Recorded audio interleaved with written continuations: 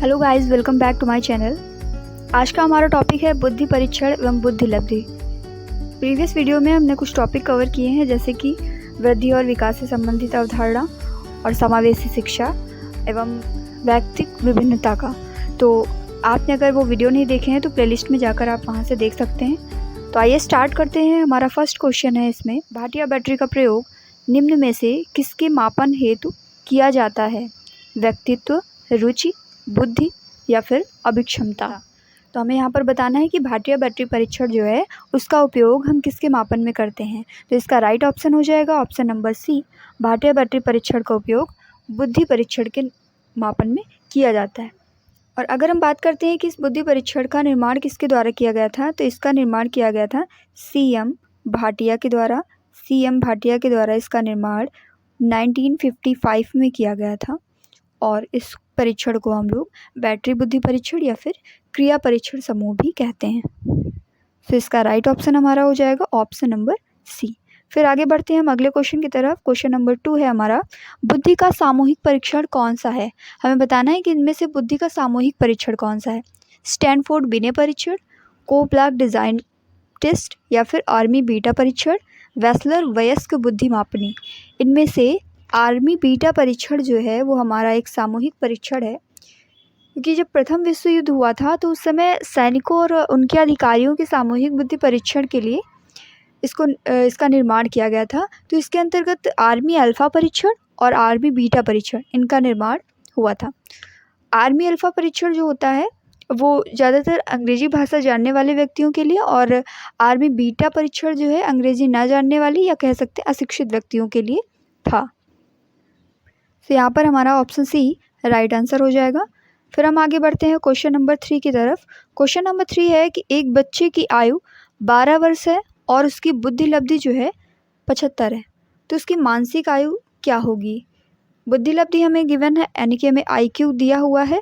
IQ है हमारा जो कि 75 दिया हुआ है, 75, और वास्तविक आयु है 12 वर्ष। तो यहाँ पर IQ का फॉर्मूला हम यूज करेंगे। IQ इज इक्वल टू होता है,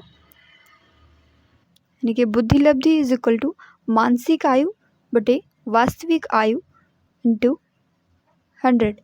तो यहाँ पर अगर हम फॉर्मूले का यूज़ करेंगे तो सॉल्यूशन करने के बाद में हमें आंसर मिलेगा 9 वर्ष, यानी कि 9 ईयर उस बच्चे की मानसिक आयु निकल करके आएगी।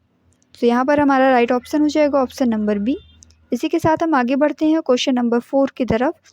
गिलफोर्ड ने अपसारी चिंतन पद का प्रयोग किसके समान अर्थ में किया है? गिलफोर्ड ने अपसारी चिंतन पद का प्रयोग किसके समान अर्थ में किया है?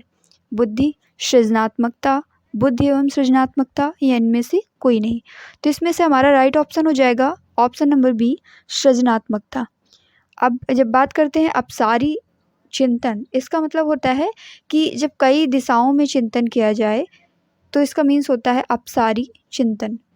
और इसका दूसरा नाम हम कह सकते हैं कि बहुविध चिंतन भी इसे कहा जाता है, या इंग्लिश में बोलें अगर तो डाइवर्जेंट थिंकिंग। अपसारी चिंतन पद का प्रयोग गिलफोर्ड ने सृजनात्मकता के संदर्भ में किया था।